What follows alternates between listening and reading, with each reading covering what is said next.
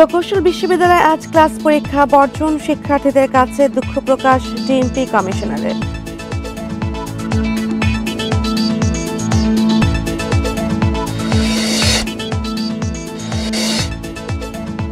এখনো পরিচয় মেলেনি বুড়িগঙ্গায় পাওয়া 4 মরদেহের হত্যার ধারণা, পরিচয় শনাক্তে ডিএনএ সংগ্রহ।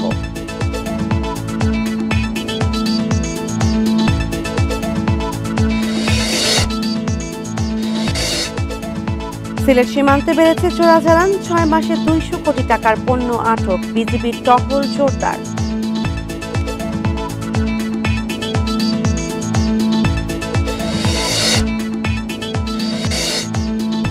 সারা দেশে 12 অক্টোবর শুরু হচ্ছে টাইফয়েডের টিকা, 5 কোটি শিশু বিনামূল্যে পাবে এই ভ্যাকসিন।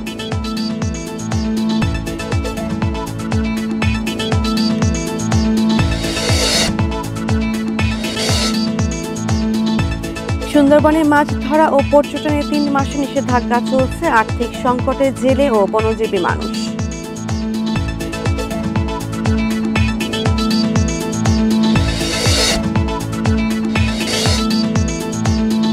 গাজা সিটি দখল করতে সর্বাত্মক অভিযান চালাচ্ছে ইসরায়েল, সীমান্তে হাজারো মানবিক ত্রাণবাহী ট্রাক।